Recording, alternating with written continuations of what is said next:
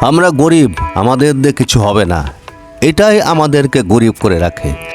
কিন্তু একবার ভাবুন তো, একজন মানুষ যাকে 30টির বেশি চাকরি থেকে বাদ দিয়ে দেওয়া হয়েছিল, যে মানুষ গণিতে ফেল করেছিল বারবার, যে মানুষকে KFCও চাকরি দেয়নি, যেটা চীনের সবচেয়ে বাজে একটা কোম্পানি, আর সেই মানুষই বিশ্বের অন্যতম সবচেয়ে বড় কোম্পানির মালিক।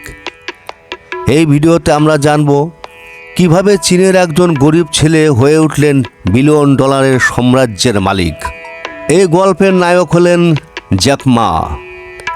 1964 সালে চীনের হ্যাংজু শহরে তিনি জন্মগ্রহণ করেন। তার আসল নাম ছিল মাওয়িন। তার পরিবার ছিল খুবই সাধারণ, গরিব, এমনকি দরিদ্র সীমার নিচে বসবাস করতে বললেও সেটা খারাপ না, সেটাও সত্য। ছোটবেলায় তিনি ইংরেজি শেখার জন্য প্রতিদিন বিদেশি পর্যটকদের গাইড হিসেবে কাজ করতেন, কোনো টাকা ছাড়াই। এই সময়ে একজন বিদেশি তাকে নাম দেন জ্যাক, আর সেখান থেকেই শুরু হয় তার নতুন পরিচয়। জ্যাক মার জীবনের সাফল্যের আগে ছিল শুধুই ব্যর্থতা।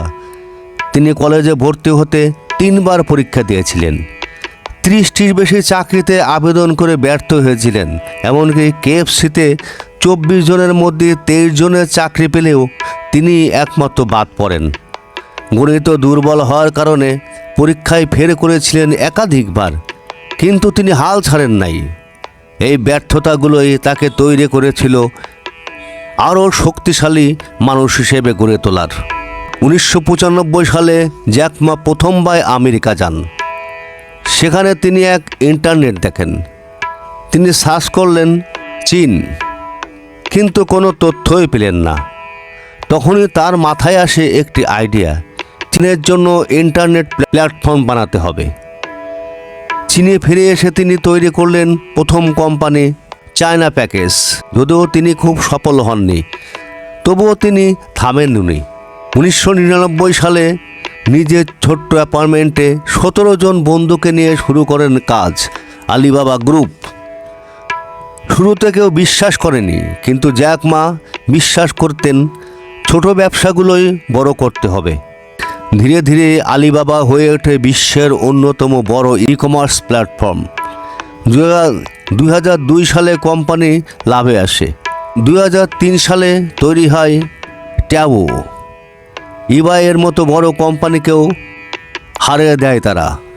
আজ আলিবাবা একটি মাল্টি-বিলিয়ন ডলারের কোম্পানি।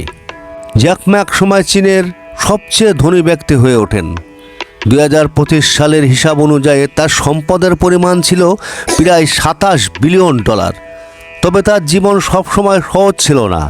2020 সালে তিনি চীনের সরকারের সমালোচনা করেন। এরপর তিনি কোম্পানি অ্যান্ড গ্রুপ ও IPO বন্ধ হয়ে যায়, এবং এ সব সময়ের জন্য তিনি জনসম্মুখে থেকে হারিয়ে যান। জ্যাক মার গল্প আমাদের কি শেখায়? ব্যর্থতা মানে শেষ নয়, শিক্ষা মানেই বইয়ে নয়, অভিজ্ঞতায়। বড় স্বপ্ন দেখতে হবে। তিনি নিজেই বলেছেন, never give up, today's hard tomorrow will be worse but, day after tomorrow will be sunshine. একজন গরিব ছেলে থেকে বিশ্বের অন্যতম ধনী, এই গল্প শুধু জ্যাক মার নয়, এটা প্রত্যেক স্বপ্নবাজ মানুষের গল্প। তুমি কি তোমার স্বপ্ন ছাড়াবে নাকি লড়াই চালিয়ে যাবে? কমেন্টে জানাও, এবং কখনোই নিজেকে ভেবো না যে আমি গরিব, আমি পারবো না। আজকের মতো এখানে শেষ করছি। পরবর্তী ভিডিও দেখার আমন্ত্রণ জানিয়ে, আর সেই পর্যন্ত সবাই সুস্থ থাকুন, ভালো থাকুন। ধন্যবাদ।